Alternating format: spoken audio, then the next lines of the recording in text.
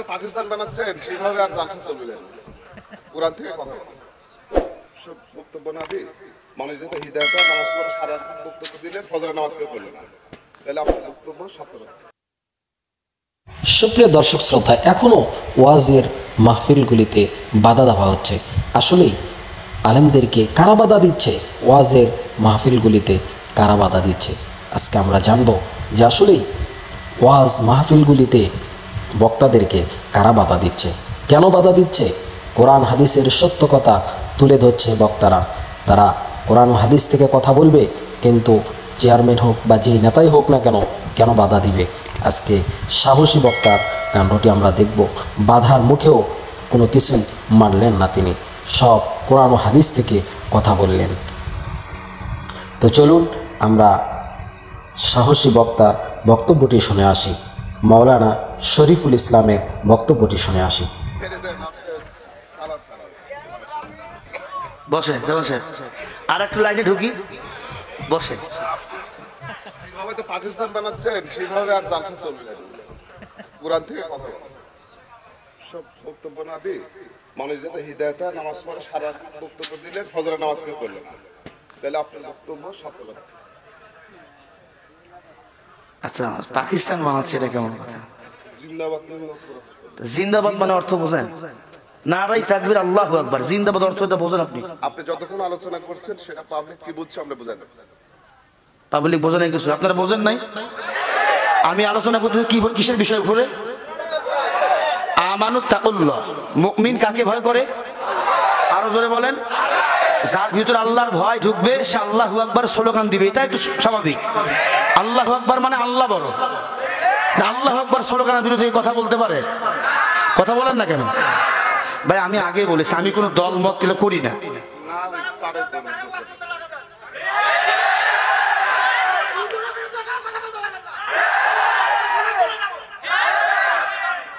বুঝছেন, আমি ভাই কোরআন থেকে কথা বলতেছি।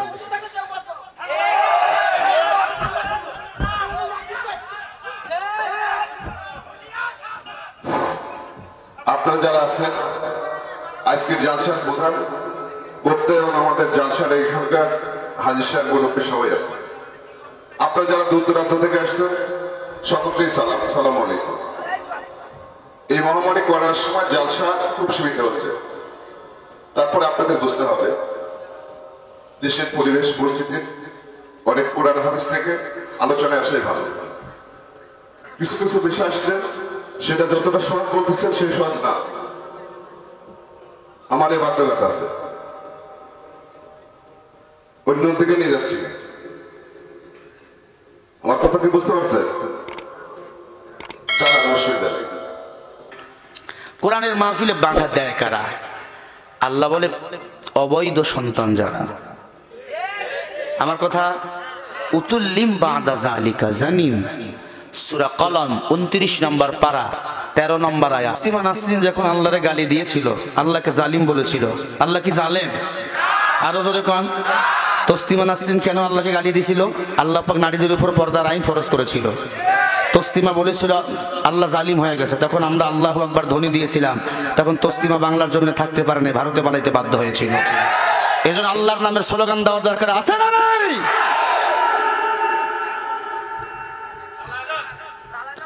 আমি এই যে পা হাত দিছি আপনাদের, আমি কারো নাম ধরে আল্লাহর কসম আমার লাইফে কোনোদিন কথা বলি নাই।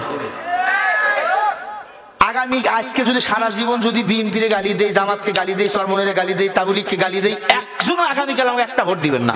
আমি আমার মেম্বার দাঁড়ানোর কোনো অভিজ্ঞতা নাই, আমি মেম্বার তো দাঁড়াবো না। আসল রাজনীতি এখন দেশে নেই, কথা বল না কেন? আমরা এলাকার মানুষ ধরছে, হুজুর দাঁড়ান, বলে দিছি না।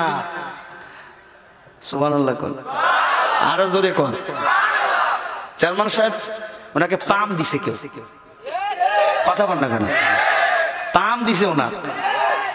আল্লাহু আকবার স্লোগান কেউ বন্ধ করতে পারে নাই, পারবেও।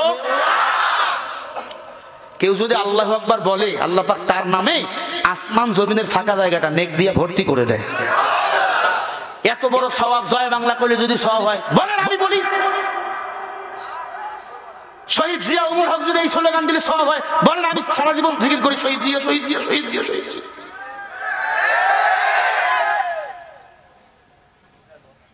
আল্লাহ আমাদের হেদায়েত দান করুক। মানি না, মানব না, মানতে পারি না, আল্লাহ রসুলের অবমাননা।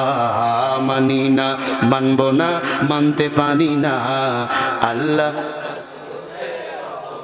ঘুমাচ্ছেন আপনারা? গান গামু, গান ইসলামী গান ভালো লাগে না? এই ঢোল আছে, তবলা আছে, ভালো লাগে না? মানি না, মানব না, মানতে পারি না, আল্লাহ রাসূলের অবমাননা। মানি না, মানব না,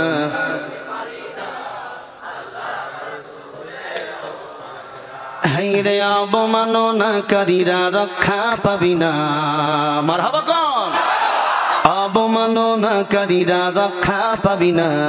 মানি না, মানব না, মানতে পারি না, আল্লাহ রাসূলের অবমাননা। বাংলার বীর মুসলমান জেগে উঠেছে, লেজ গুটিয়ে নাস্তিকদের পালাতে হবে। একটু আওয়াজ দিয়েন ভাই, বিড়ালের মতো দিয়েন না, সিংহের মতো গর্জন দিয়ে দিয়েন। বাংলার বীর মুসলমান জেগে উঠেছে, লেজ গুটিয়ে নাস্তিকদের পালাতে হবে, নইলে মোরা করব তাদের কবর রচনা, নইলে মোরা করব তাদের কবর রচনা। মানি না, মানব না, মানতে পারি না, আল্লাহ রসূলের অবমাননা। মানি না, মানব না, মানতে পারি না, আল্লাহ। হায়রে অবমাননাকারীরা রক্ষা পাবে না,